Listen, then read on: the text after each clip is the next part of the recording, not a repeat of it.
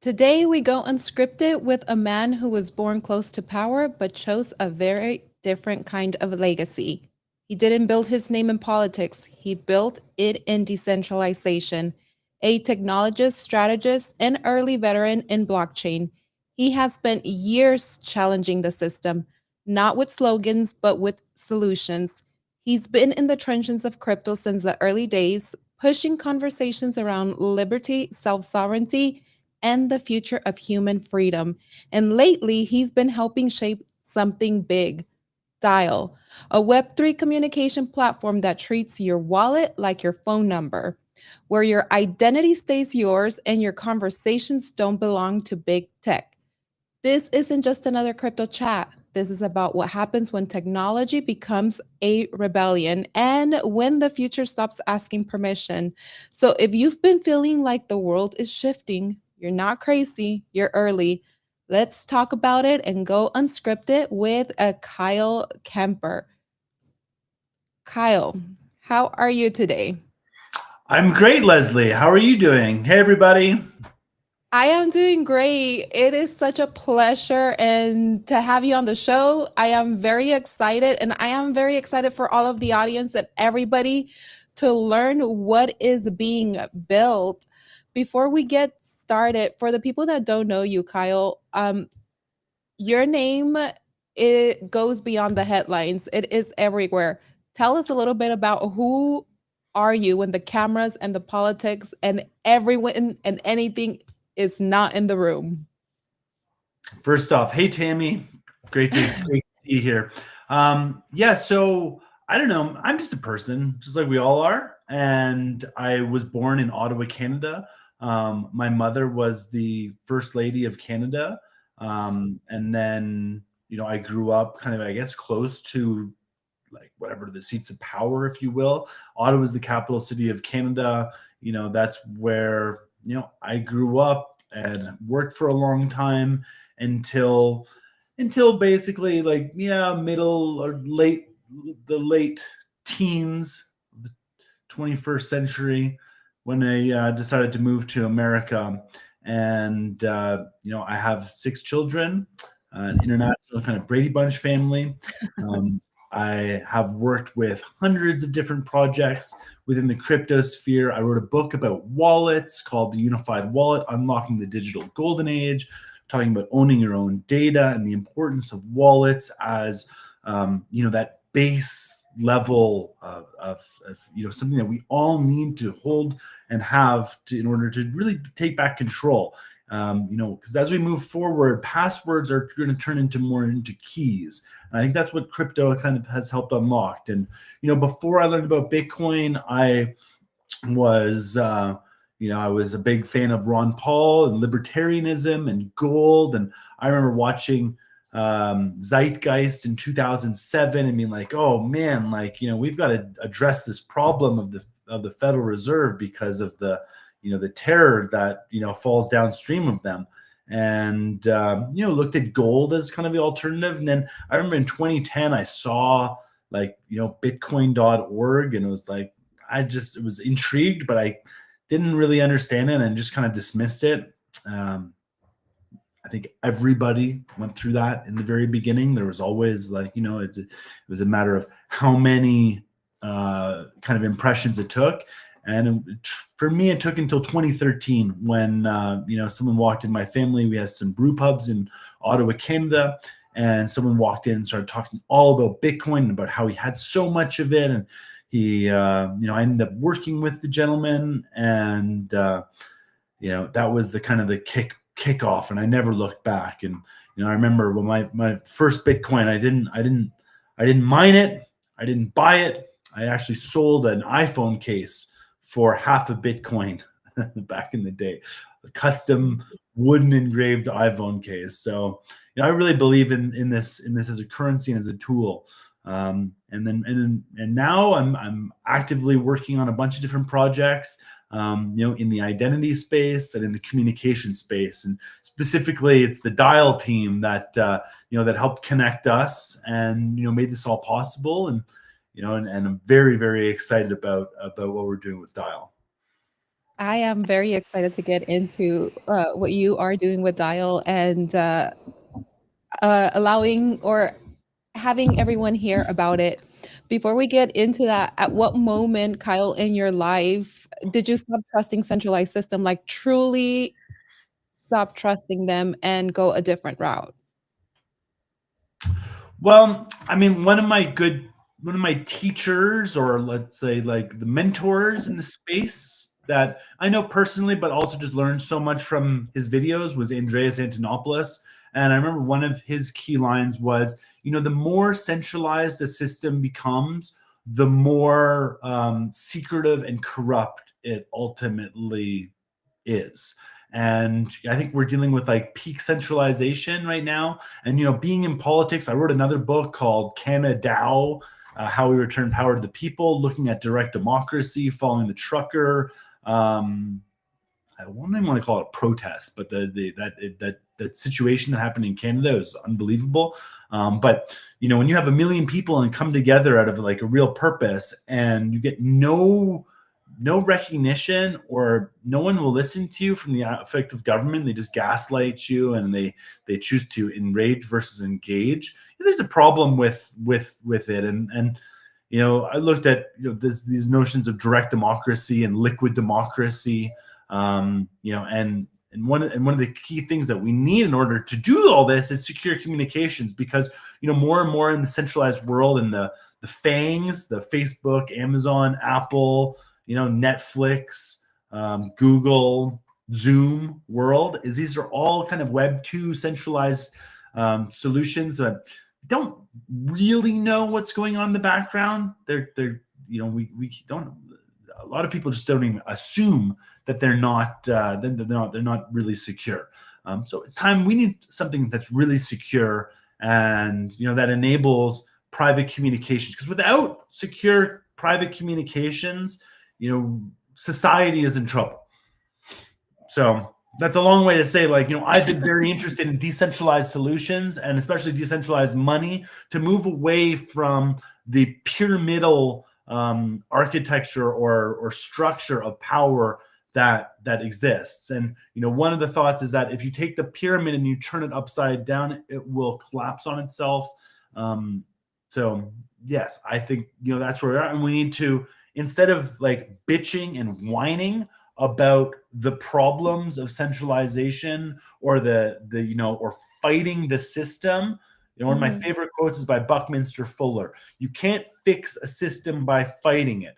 To truly change something, build a new model that makes the existing model obsolete. And that's exactly what we're doing with Dial. We're creating an alternative towards Google Meet, towards Zoom, to try to Microsoft Teams, by at the core recognizing your keys are something that you wholly can control, and the wallet as the identifier, and multiple wallets as an identifier unto your persona, will assure that you're able to communicate directly with the person that you want to be. And this is so important in this age of AI and deepfakes and impersonators. Like, a lot of the platforms are being compromised. I had a situation the other day where a good friend reached out on Telegram. It was this verified Telegram. He said, "Hey, let's have a meeting." Okay, great. Like, he'd sent me a Zoom link, but it was a funny kind of browser Zoom link that opened up, and I logged on. And I was like, there he was. There, Roger Ver was. Roger, why is Roger Ver on this call, wearing his classic Bitcoin B, blue shirt? And then there was some Asian dude, and they were kind of moving around. And then, it was telling me, download some SDK script. And I was like, man, this looks sketchy. And I said, why don't you send me a message? And it turned out that whole thing was a phishing script. There was a phishing experiment to try and put some malware on my computer and probably, search and rip keys. Good luck with that. But, that's what it was trying to do. So, there's a lot of scammers out there that are impersonating and phishing and trying to steal your digital money and your digital identity. And that's why it's really important that we, take control of our identity, take control of our data, but B, also start using secure platforms like Dial. So is this where Dial comes in? And is this where you believe that communication is like the next major battleground, not money necessarily? I think communication, we're seeing it at a macro level. There's a lot of talk about banning and censoring, social media and different channels and different outlets. So it's critical that we have, secure communications. And that's something that can be achieved, via wallets. And also with wallets, you can have more than just, it's more than just an identifier. It's also a container for you to store different things. So, for example, your community of, subscribers or patrons or, whatever they might be, the Unscripted community could hold an NFT, or could hold some tokens that enable them access. And by holding that, they're granted access. This is the notion of token gating. So, creating token gated for different communities of verified members, of really only members can kind of come in.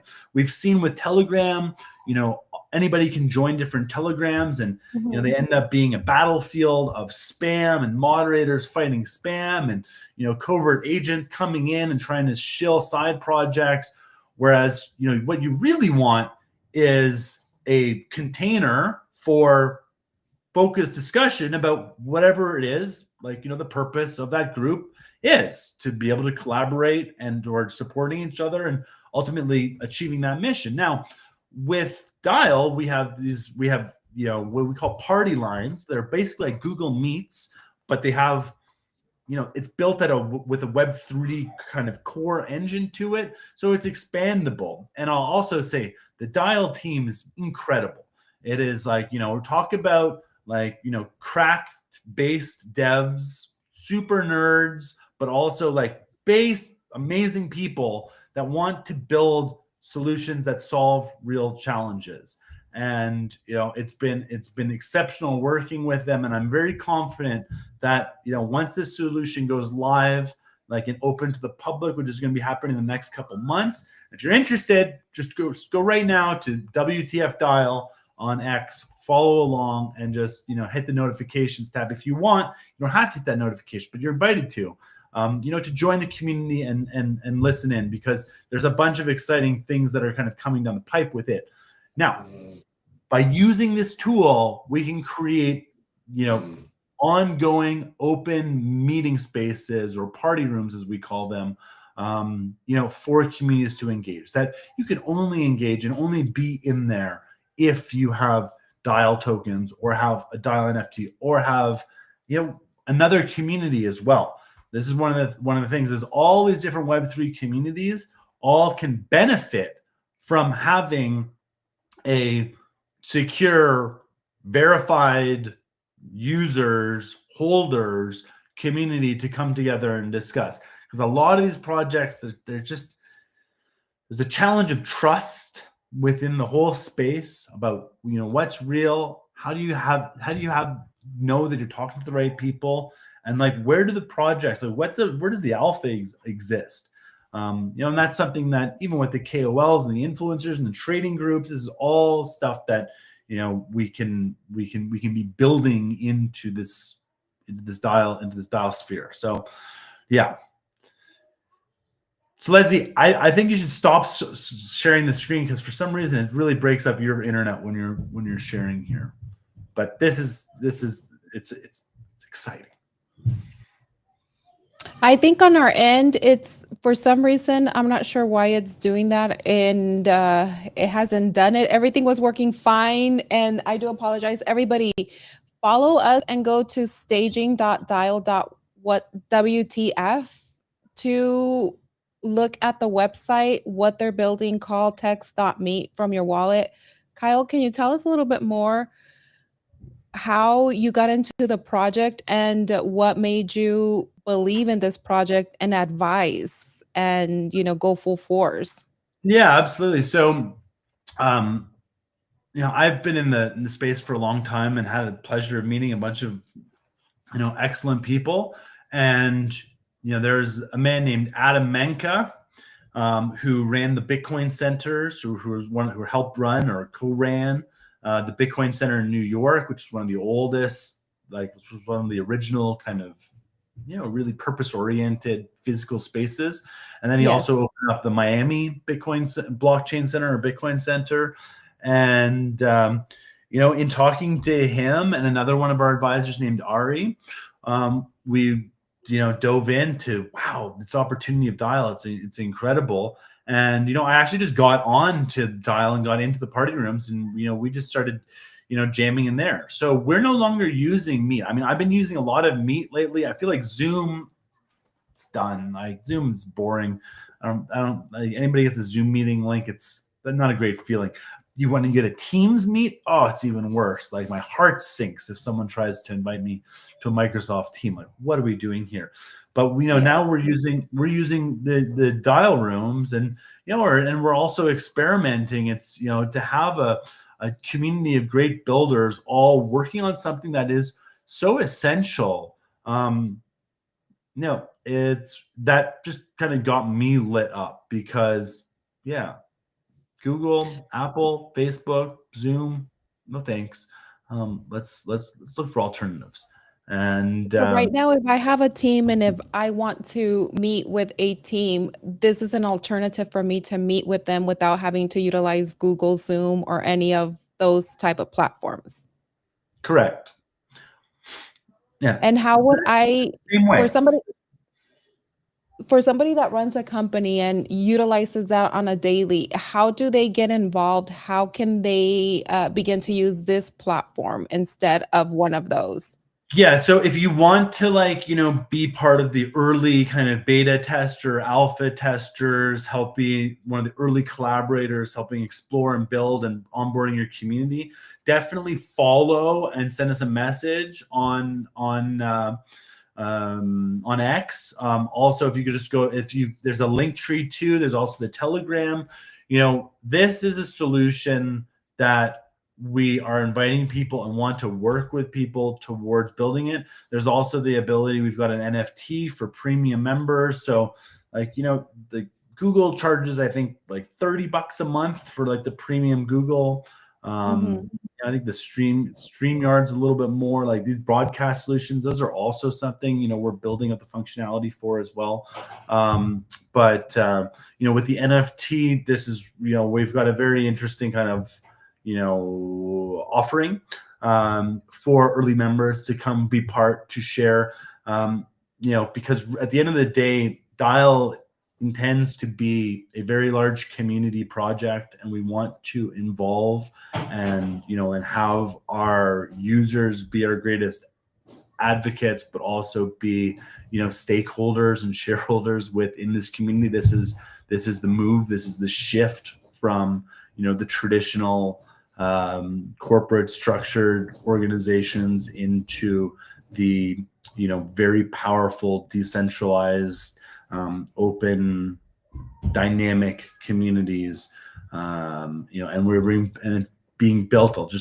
I myself am not a coder, but the developers and the coders and the team, the engineers are just light speed ahead. And the benefit of the small organization is we can be kind of dynamic and address things and move quickly. So it's very exciting. So if you want to join, definitely follow, join our different channels, send us a message, and let's get rolling. Let's get you into the party rooms. Let's get you set up with your own party rooms. We also have these things called syndicates, where if you have a team and you want to create your own kind of persistent party line or room that people can come in and meet with, and have dynamic presentations or dynamic work sessions, all there. There's also we've also exploring like the Calendly alternative. So why use a whole nother Calendly system when we just we just built it? And we can also put paywalls on it too. So, for people that use or that are part of expert networks or use something like Cameo, where like our time is valuable, and Calendly can oftentimes be just booked openly. You can actually put a little bit of a paywall towards, or even a deposit, or require a token in order to book into these meetings and set those up and be on the calendar. So these are just some preview of all the different kind of features and abilities. But at the core, we aim to deliver a reliable, delightful experience that when you see a dial link, your heart will glow. I love this. Teams. So right now it is so easy, right? To make a phone call, pick up the phone and just dial, make a phone call. How easy is dial making it for us to have that convenience? Well, so yes. So, the difference is, like, instead of your provided number that you're getting by, Verizon or AT&T or Roger or Bell or whatever telecom provider that's granting you access to their network, instead with dial, we're using wallets. So literally your MetaMask, your Phantom, your Ledger, whatever it might be, or we also have clean solutions if you don't, but in order to set them up. But these are the wallets that you provide. You connect into dial with your wallet, and that is your number. And then if you have there's some people that are big traders that have public wallets that they might not be publicly doxed, but it's known, oh, this is a whale trader, etc. And those people, like, to message those people, how would you possibly message that person? Well, guess what?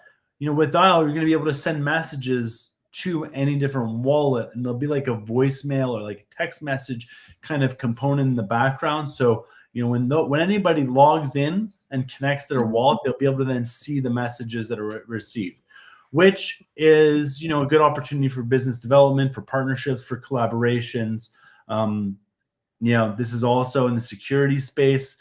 There's this could have benefits, especially like following hacks or attacks. Being able to engage in a secure communication with an attacker or a ransomware. Not a great example, but it is a great example, if not a friendly example. But that's something That is so neat. So say that I am using dial, you're not using dial. I can send you a voice note or a message to your wallet, and then you'll receive it automatically. And is that how it works, or both of you have to be signed up?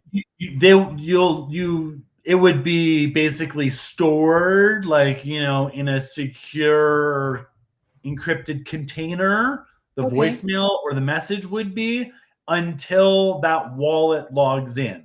And then when Okay. that wallet connects to the Dial ecosystem, then because they connect with their wallet, their keys would be able to decrypt the message or the voicemail, and then they would see any pending messages that are there. So, you could be able to send, Vitalik.eth, for example. If you want to send Vitalik a message, he'll be accruing messages. And then when he logs in, oh, look at all these different messages. And then if, and this is the case of Vitalik, if he wanted to, pay or put a paywall saying, look, I want to see your messages, but so many people are sending me messages that I want to charge you $10, for me to read and receive a message. That's possible. Oh my goodness, that is so crazy and wild to think about what you guys are creating and the future of making private wallet calls, private text messages, etc. For the audience that's watching, for because we do have audience, that are learning about blockchain and getting into blockchain. What are one of the problems that we can spell it out easy for them to understand that you are solving with Dial that Zoom, Google Meet, or Telegram can't solve by design? Well, I think it's fundamentally, enabling secure communications. And it's not that they, can't, it's that they're not set up to do it that way. They are Yeah. fundamentally structured in a centralized, manner. And this is the way, we're positioning Dial to be, like I mentioned with that Bucky Fuller quote, we're not trying to fight Google or Zoom or these centralized solutions. We're building a new model that just makes those ones obsolete. Doesn't mean you won't still use them or can't still use them, Mhm. but you're not forced to use them anymore. There's an alternative that's more secure, reliable, open, dynamic, and delivers additional benefits. Specifically, the token gated, the pay per view, pay per message, pay to call. If you want to do, if like a lot of content creators might be creating subscription, membership communities. That's great. Those are fantastic. That's possible, but also the ability just to pay to join a single call. What if I want to hear just this one kind of meeting, or this one opportunity, this one knowledge insight, this master class, this live session, and pay 50, 100, 500, 1,000, whatever that number might be to be in there. We're kind of enabling that, and those are these, like, the integrated payments is Mhm. one of the areas that Google, Teams, like Zoom, they can't touch us. So that would be the one area that there's massive differentiation. Back in the day, there were 1-900 numbers you could call on your phone, and that would grant you access to premium content. Those Yes. no longer exist with Google, with Dial. That is one of the areas that opens up and is made possible. I love that. Why do you believe wallets are the future of identity? Why do I believe wallets are the future of identity? Well, wallets are not the future of identity. A wallet is just a container. A wallet Mhm. enables you to store your credentials, and identity is a type of credential that gets stored. So if you think, on your driver's license, like this is our traditional ID, you've got your driver's license number. That's Mhm.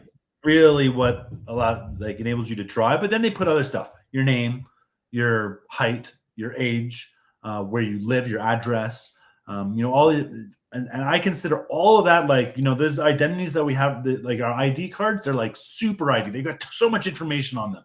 When you give that to a person, at the store buying a 6-pack of beer, and you give them this ID, like, oh God, you're just giving them far too much information. All they need to know is, are you over, 21 in the States, 19 in Canada, 18 in Quebec, whatever.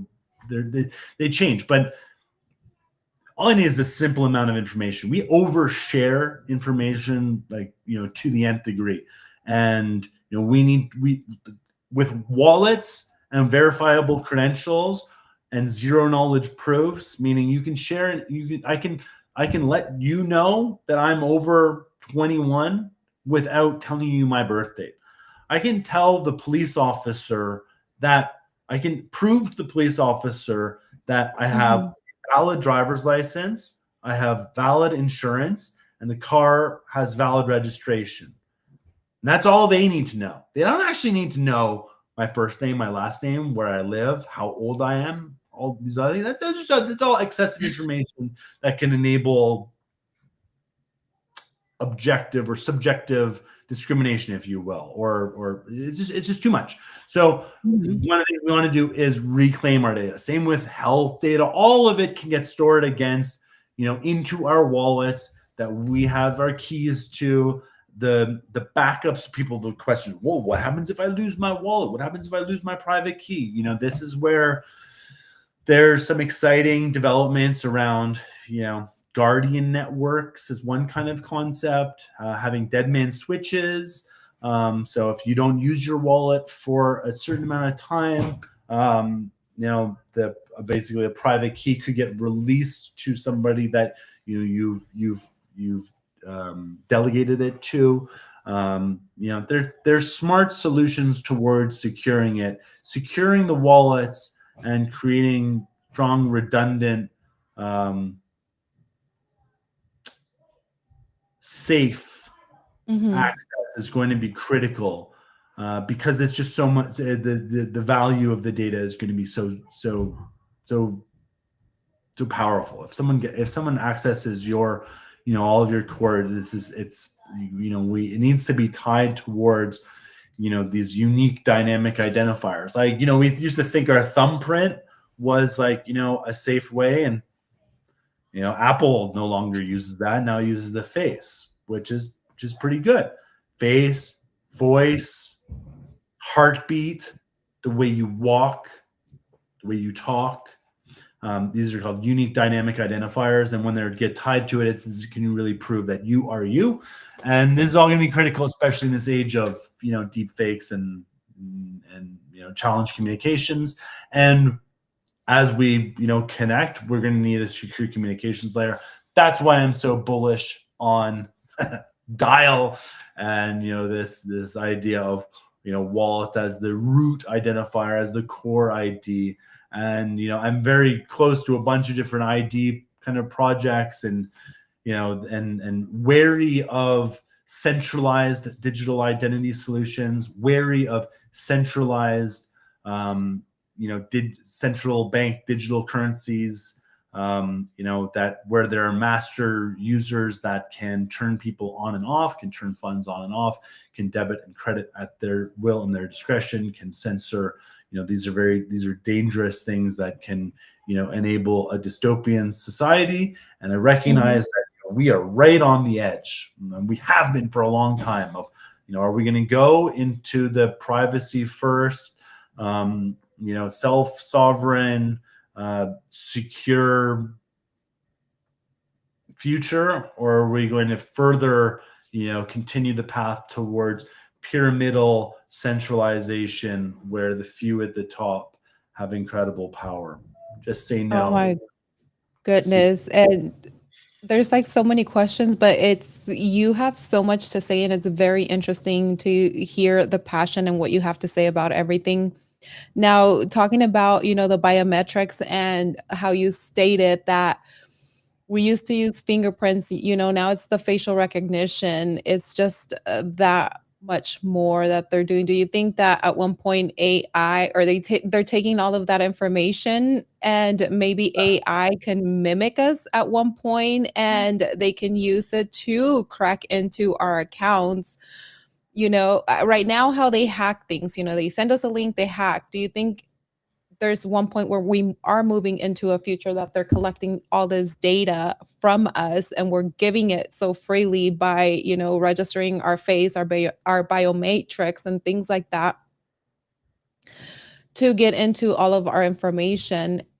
And do you think that creating programs like Dial can stop things like that from happening in the future?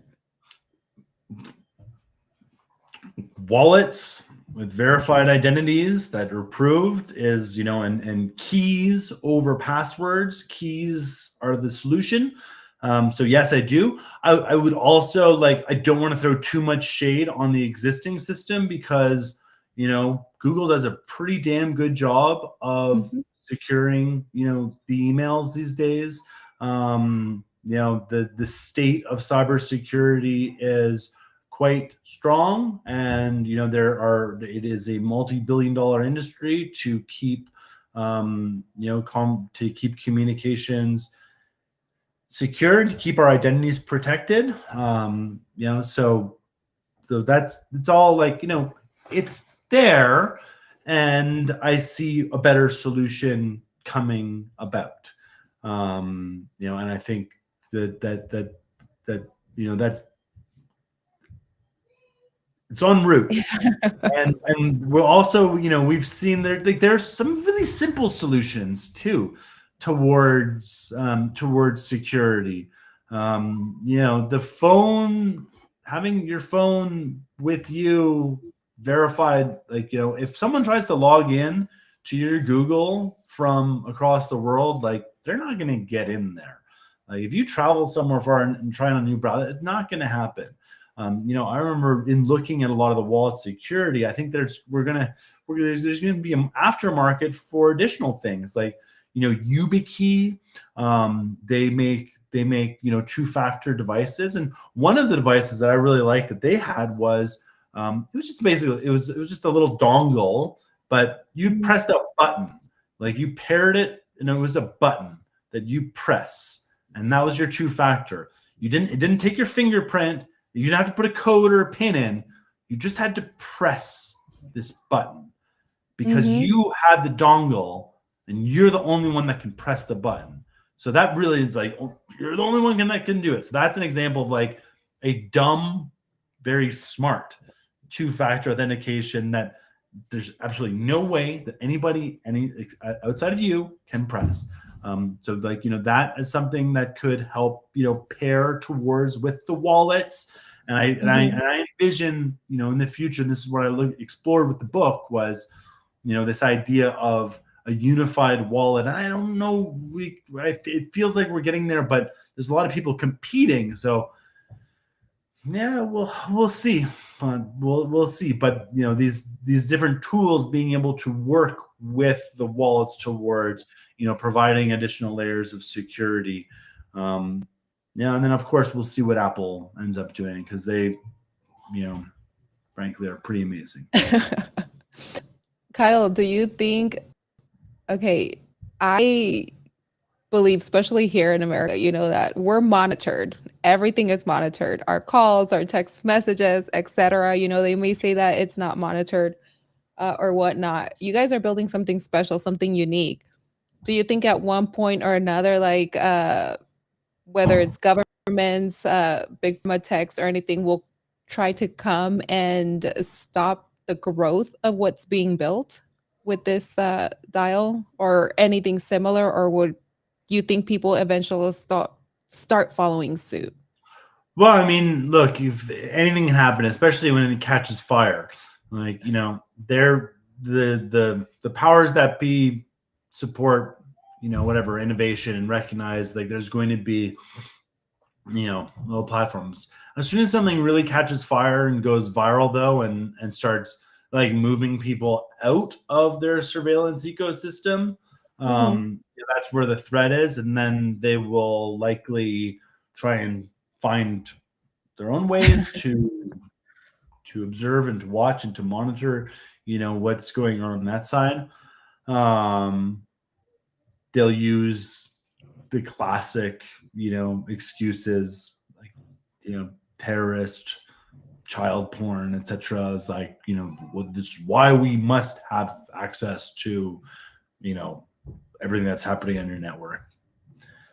Absolutely. In your opinion, what's the biggest threat of self-sovereign? Do you think it's communication, governments, big tech, or user laziness, etc.? Well, they're like, I think one of the challenges that a lot of people have had towards adopting a self-sovereign kind of wallet has been the complexity of it, storing seed words, etc. There's also, like, I guess for a while there was a problem of not enough people having phones, but I think the average is more than one phone per person now. So I think, like, from an accessibility point, kind of we're there. Simplicity and user experience. So it's like payments. People are there's a bunch of different superior payment solutions than the existing ones that are more secure. They have better features that offer more utility. But unless they're a markedly better experience than what people are used to, they just won't get adopted. And the current state of payments, I mean, shit. The Google Wallet, like tap to pay, like that is really, really good. So, I think it's going to be very difficult to upend that. But I see it happening. I see a path for it happening. And it's just going to require, like, that necessary drive. And, when it comes to, like, for example, Dial and, hitting that tipping point, as Malcolm Gladwell would say, it's about getting enough eyeballs on it, having something, unique, viral, a reason to be on there, and a good, solid experience, a reliable. And this is why it's important that, we're not just opening up a buggy experience. There's still some bugs, it's early. You look at something like Google Meet, super reliable. Like, when you're going to use Google Meet that it's going to work. That is the same level of reliability that we need to get to. The difference is, Google Meet is Google, and they're like, hundreds of thousands of employees and decades of experience and infrastructure going into it. So, patience as we build up, but know that we're moving away from the fangs. We trusted them, but they've lied to us, and frankly, like, we don't get any benefit. They get all the benefits of it. Imagine, like, using and being part of Dial and helping grow this ecosystem. Like, you're going to be, part of it. You'll be an owner, of it. That's what, tokenization enables, and, having a root token that anybody can, a utility token that anybody can, hold and gain access and benefit from. This is different. This is the new paradigm. This is exciting. Very exciting. So what partnerships or ecosystems make the most sense for this kind of platform? Well, so for example, I've got a spork on my shirt. I got this shirt at ETH Denver last year. Our whole team will be at ETH Denver. It's one of the best conferences in the whole wide world. It's conference, hackathon. There's no price of admission. So, the Bitcoin conference, it's great, but it also costs like, $1,000 to $20,000 if you're a whale, to be there. ETH Denver is just open to anybody. There's an application form to fill out. Be sure to go fill it out. But it's a community of collaborators and builders from across the ecosystem. So we're going in there. We will have this ethos that, we don't want to out-compete other people in our space. We want to out-collaborate people in our space. Meaning, Dial is a tool that can plug in and work with a lot of different solutions. So, for example, we're working with the Request Network to make, payment requests in crypto, super simple. So this is what I'm talking about, like the pay-per-view or the pay to access, or even within a call, if you're doing a large webinar, to, to trigger a financial request. Like, they're one example. We've got another partner that we're exploring called Lemonade Social. That's like, it's kind of like a Luma for for Web3. We'll be able to provide that the secure communications layer. We're looking at universities. We're looking at student unions. We're looking as well at some very exciting celebrity champion ambassadors to to drive a different type of experiential, almost pay-per-view like experience.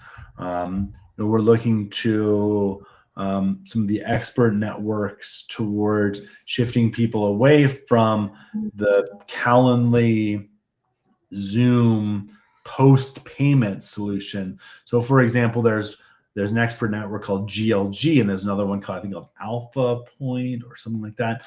Anyways, I was a part of these, and companies would pay to talk to me, and it's interesting. There's a lot of upfront kind of back and forth, and then you jump on a call, you have an exploratory call, they'll pay you hundreds of dollars an hour, for that one call, and then it's done and you're over.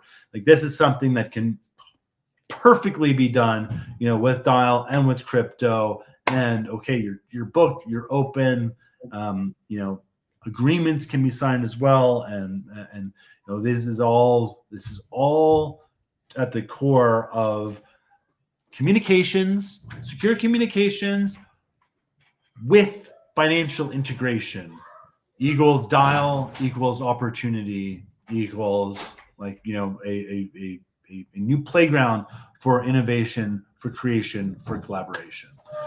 And Love that. Yeah. So everybody, if you are going to be at ETH Denver, you do not want to miss the Dial team. If you miss the Dial team, you are sleeping on them, you're missing out. Kyle, can you share with us any alpha, any teasers, any features or one feature that people aren't ready for yet, but will be addicted to once we see it? Well, it really depends. I'll speak towards the degen traders right now. Okay. So for degen traders who are part of a syndicate, to be able to come into a room and work with other degen traders and try and avoid the pitfalls of the prisoner dilemma, which is the PvP, scenario of okay, whoever presses the button first kind of gets the advantage. Whoever sells before the other people sell. Whoever buys first, whoever sells first, wins the game. How about the idea of 100 traders coming together into a dialed room and then using smart contracts and smart calls towards when the buy buttons hit, everybody's bought, and then it's then there's collective moving in, there's as well as scoring, and there can be collective moving out. But a way to create, this is what we call them syndicates, especially a trader syndicate, to be able to kind of move. And a lot of these already exist, but they lack coordination tools to enable that. We can build that within a community, within a meme loving community. The ability to, especially if you're degen launchers to be able to launch projects as a syndicate, as a big cabal, if you will. That could all be done. We've also built, the team has also built tools for for creating meme coins and digital assets, tokens, etc. So that's all there. I personally am I think the as well the idea of on my own website having my Dial Calendly book me with a paywall towards enabling that to, okay, here's the room, here's a secure room for our conversation that is metered based on the amount of time that I'm going to be in there, doing a consultation or an advisory. The ability, okay, time is running up. Let's add a little bit more. This can really apply towards the consultant sphere, but also just the general kind of advisory sphere as well. There's just like actually enabling more communication between parties that need to talk has become difficult because there's just so much spam, there's so much noise, and I think we can cut through a lot of that. In terms of the other alpha, there's going to be a token launch. The dial token, is coming. It's a utility token. There's the NFT. You're definitely going to want to pick one of those up. And to stay, in the loop on all of this, just follow us on X, hit the link tree, join the TG. You can check out our staging website. We're going to be pushing it live to dial.wtf very shortly. Yeah. And I would also say, let's be stoked, and we value critical feedback. We value positive feedback. We value critical feedback. If you've got negative feedback and you just want to shit on people, go look in the mirror and give yourself some negative feedback. But critical feedback, very welcome. I love that you said that, because there is nothing worse than people giving you feedback. It's negative feedback. What is your solution? What is the area of opportunity? Give feedback that's constructive and that applies, and that you can make the product better, not just, sometimes when you get that negative feedback, Kyle, is because people are not building what you have the courage to build and go against the grain. I do have a question, because I am on the dial side. Of course, if I share, I'm going to lag. For some reason, the system is stopping us from being amazing today, but we're going to continue strolling on. I am looking at the membership class. If I want to buy a dial access card, what I'm reading, it's granting me permission for privacy features and all this stuff. Now, when I do mint the access pass,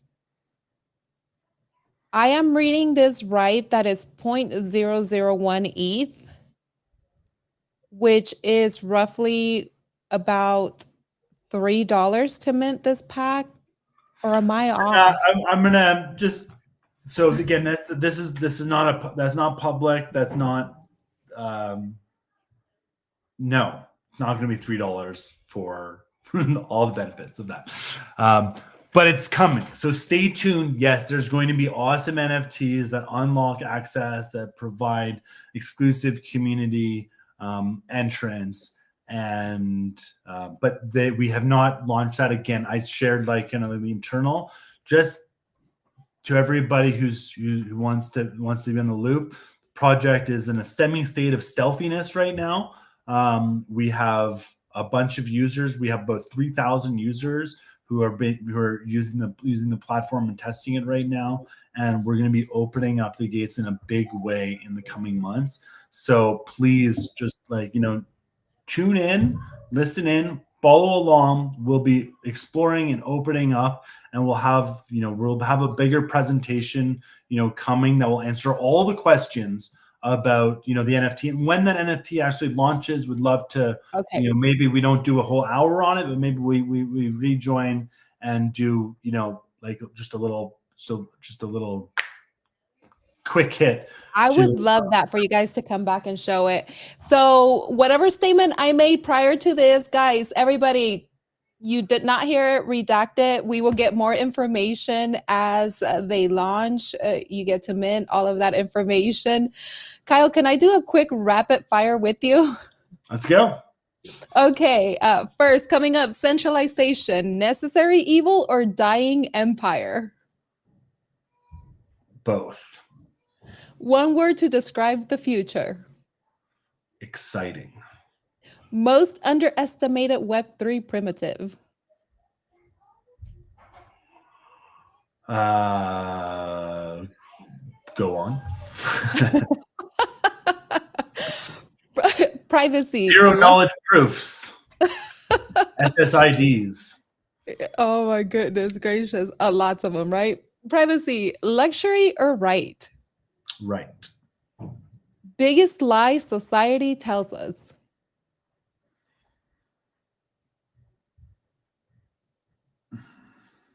I mean, there's a lot of them.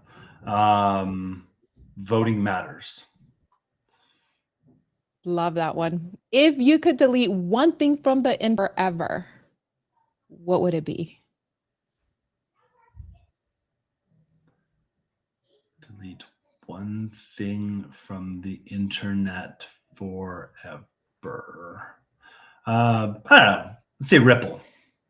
Okay. And then some closing questions. I know we are coming up to that hour. What do you know now that you wish you knew before you entered into the space of Web3? Be open, say yes, at whenever possible. Probably good life advice. Don't make too many assumptions. Check your ego. Study the Doge. When you see cool projects, support them, get involved. We end up always using all these Empire products and all these Empire tools.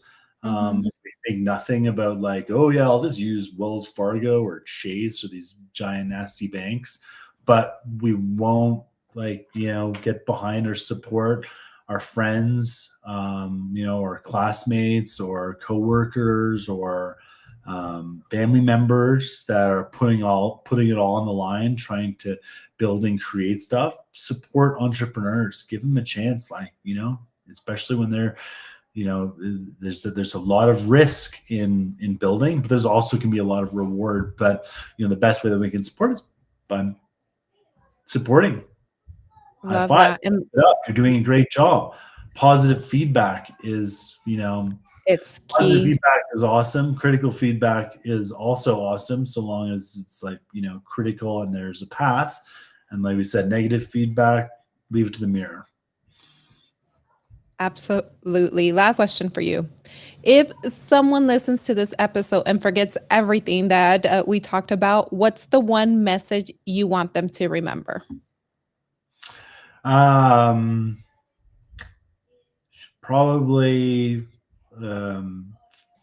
work on your attention and information integration.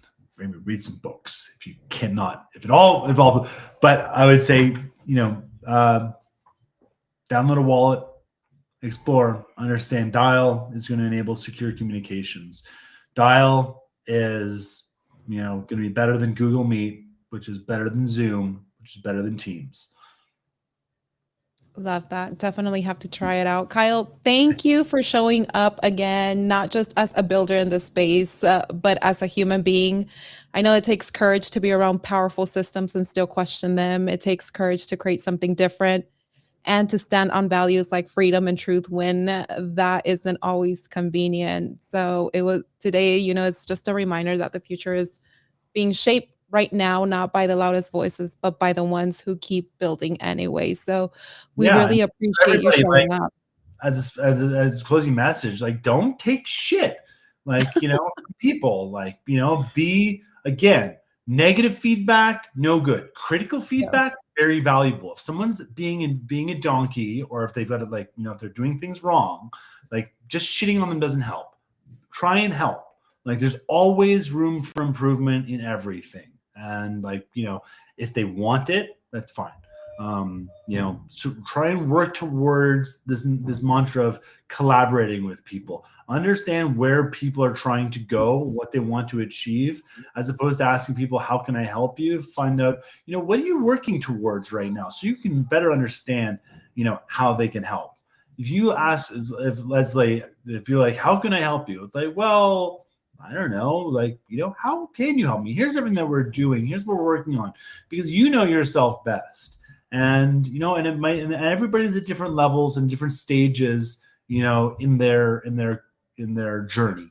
and recognize, like, journey before destination. Enjoy this journey, as we progress, and and don't be afraid to ask for help, or connections, or whatever it might be. But recognize too, it's like, ask for help, but also offer to help, and then just better understand where we all want to get going and get moving towards. So, Leslie, I just want to say thank you so much for having me on for this hour. It's been wonderful. It's been such a pleasure to talk to you. You've asked terrific, wonderful questions, and to all of your audience listening, thank you very much for tuning in. It's been a pleasure. If you want to follow me, I'm at Kyle Kemper on Twitter. And yeah, just gonna keep on cooking. And I hope to see people in Denver, East Denver.